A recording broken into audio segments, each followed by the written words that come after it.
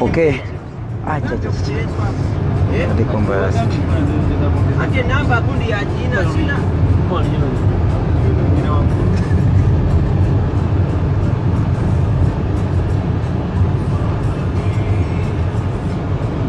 Okay, our dear esteemed viewers, today is another bright day and we're so glad that you're on this live on Ghetto TV.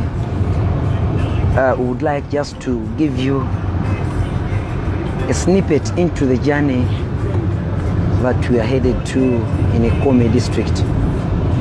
One of the key things that we've been talking about all along is the social and economic infrastructure of this country, whose backbone has always been undermined and left dilapidated by the 34-year-old regime of President Yoweri Kaguta Museveni. Just take a look at the roads in the Kumi district. Once again, this is in Teso sub-region, and the Kumi district is another district that takes a high-ranking position among those that are devastated and impoverished. The people in these areas are still living under total absolute poverty.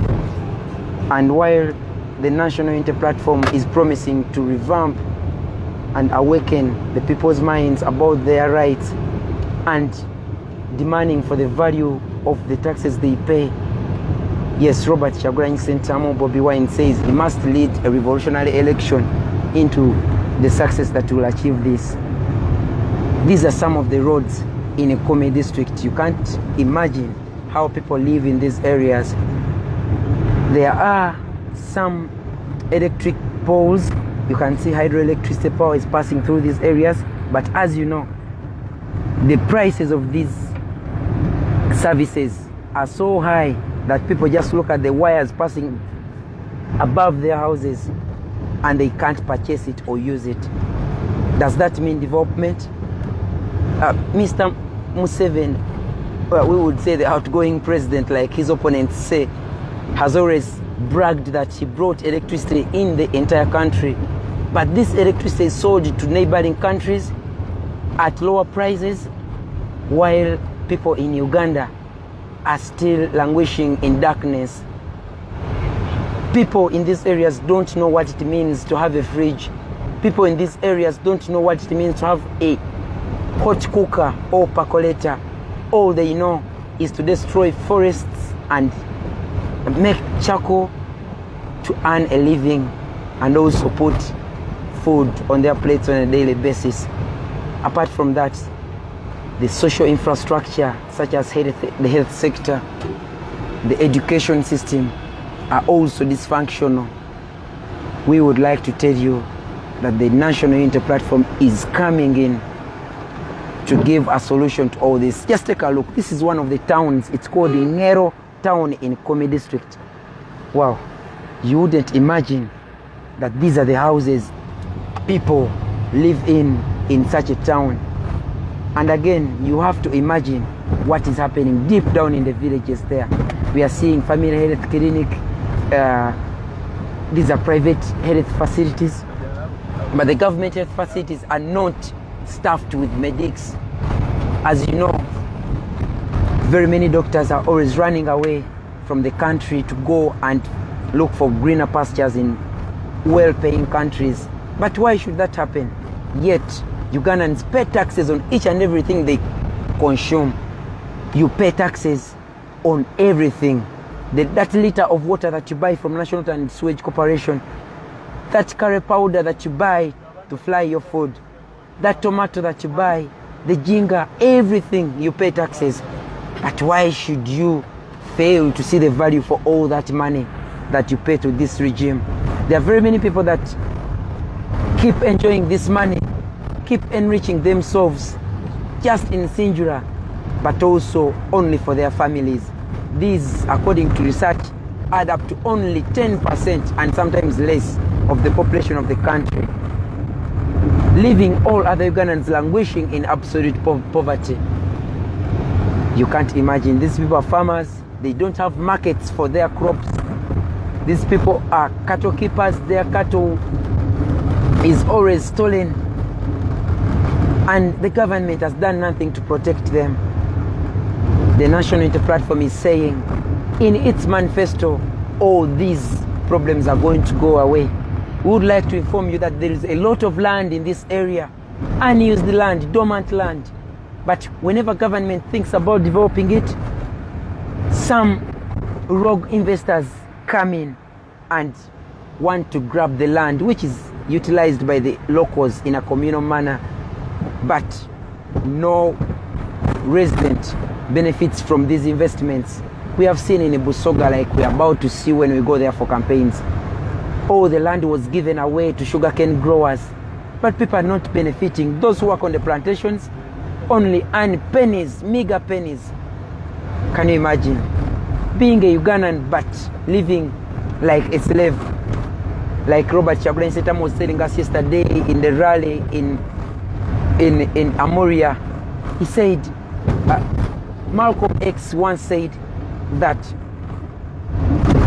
even if you are a plantation slave or a house slave, you are no better but a slave.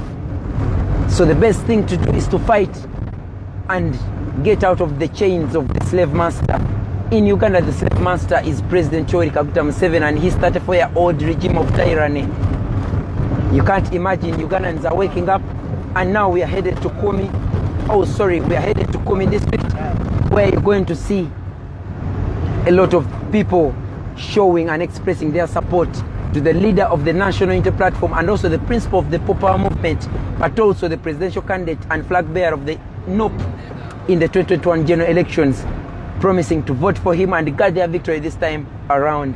President Museveni is going to accept and hand over power. If he doesn't, according to the people that are opposing him, Ugandans are not willing and are not ready to live another 5 years in these conditions. Thank you for keeping live on Ghetto TV. Kasiri Ashraf Saifullah bringing you live. We are on our way to Kumi district. Yeah. Okay, police patrol vehicles are trying as hard as possible to join into the motorcade. And we don't know whether they intend to cause more chaos like they have been doing since this campaign trail started. However, Ugandans are just ready and willing to protect their leaders. And this election, like it has been branded by the National Unity Platform leaders, it is a revolutionary election, which is not only about election, it's not only about voting, it's not only about positions, it is about changing the system that has been a status quo for over 40 years. You would remember that Uganda has never changed power peacefully since the 60s. We saw in 1966, Kabaka, Mutesa and Obote made an alliance, but it ended in 2 wars that killed people and the burning of kingdoms. We saw Obote ruling until the 70s, when Idi Amin toppled him. Still, there was bloodshed. And we saw Idi Amin being toppled by a combination of Obote, Israelites and the Tanzanians, and that was a bloodshed. We saw the change of power to Obote II, which was also filled with bloodshed and wars. As we saw Tito Okello fighting him, we saw the Bina Isas, we saw the Moses Salis, and again here came the Museveni man who went to the bushes of Luwel and murdered people. That is according to his opponents, and that's according to history, and that is according to his own writings in his books, such as The Mustard Seed. So I'm not saying anything against him that is baseless. So for 6 years, Museveni fought in the bush wars of Luwero, while the Moses Salis were helping him in other areas, and the Kahiras, and Rutakome, and very many others. Ugandans died and became the cost of that war. Everyone hoped that Museveni was coming with the fundamental change Uganda was always looking for. However, 35 years down the road, things have turned to be worse than before. Like Chagulanyi said, President Museveni has done 1,000,000 times worse than Obote and Amin. Can you imagine? A leader that came in jubilations and ululations. Ugandans are saying the time is now or never. And here on Ghetto TV, we are just bringing you everything live, unedited, uncensored, so that you know what Uganda is going through. You are brothers and well-wishers abroad and here in Uganda.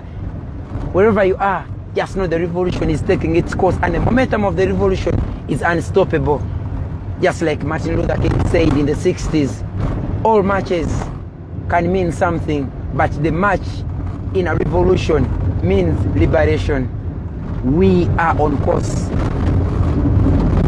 This is Kumi district, and you can't find any road that is tarmacked. The one that you find tarmacked, you will find only one layer, and it will only have a few potholes just within days. Is that value for money? No, it's not. A kilometer of a tarmacked road in Uganda costs 3 billion shillings. That is $1 million US and above. But why should that kilometer have potholes just a few weeks after its completion? We are asking those in power. And of course, that's why the National Unity Platform is saying they are about to leave that power. Come rain, come sunshine. Stay tuned on Ghetto TV.